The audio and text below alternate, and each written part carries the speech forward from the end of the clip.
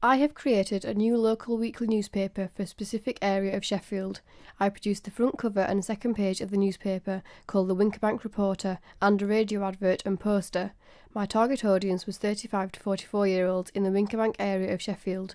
Sheffield's current daily paper is The Star, my paper's competition, and I will therefore compare it to The Star. There are two types of newspaper, broadsheets and tabloids. Barry Keith Grant, 1995, suggested that all genres are divided into subgenres.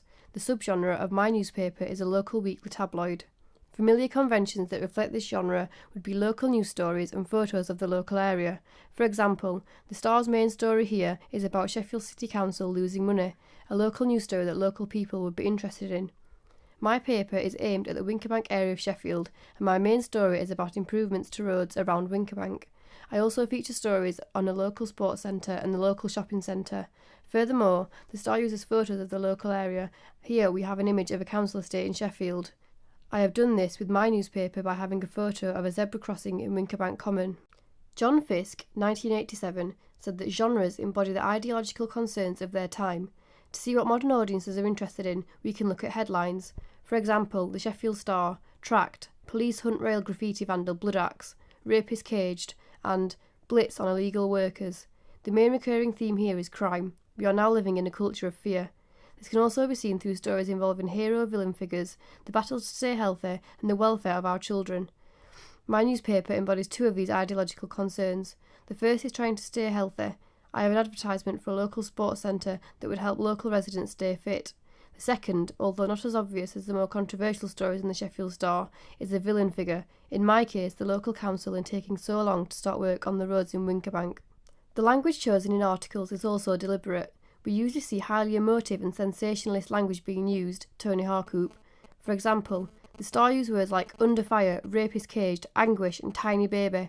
These words all evoke strong reactions and emotions. I have taken this into consideration with my own paper and have the headline featuring the words victory and safer place. I've used common stereotypes here that my target audience would easily identify: the council and the people, us versus them. The fact that Winkerbank is a safer place would appeal to my target audience of 35 to 44-year-olds, as they would have children.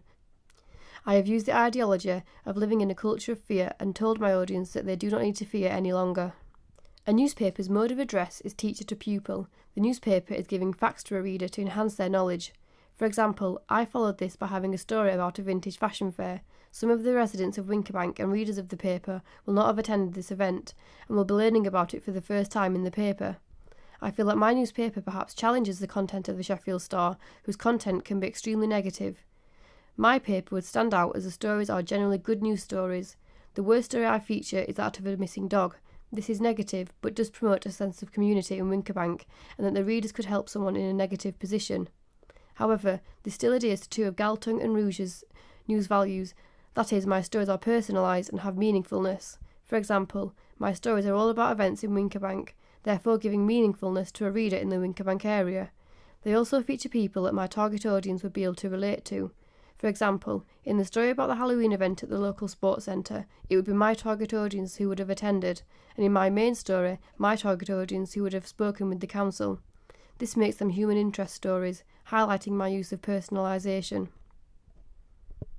Dennis McQuail, 1987, said that text provides uses and gratifications for audiences, and similarly, Rick Altman, 1999, believes that genre offers audiences a set of pleasures. These can be split into three categories: emotional, visceral, and intellectual. These are often connected to film, but can be linked with newspapers. An emotional response would be one that simply evokes happiness or sadness. For example, the Sheffield Star features a story of a baby dying and evokes a sad response. One of my stories is about vintage fashion. This is quite nostalgic and could trigger a sense of happiness for the reader. My target audience, 35 to 44-year-olds, would have grown up when the vintage clothes were first in fashion. A visceral pleasure is one that is felt in the gut, a response so strong that it could impact on you physically. These are mostly seen in newspapers as anger, usually at politics or at a criminal. For example, the Star has Rapist Caged. I feel that I could have worked more towards these stronger news stories. I could have found a crime story as antisocial behaviour is common in Winkerbank. However, gaining information from the police would have been difficult and perhaps impossible for me to do, and it could have been dangerous.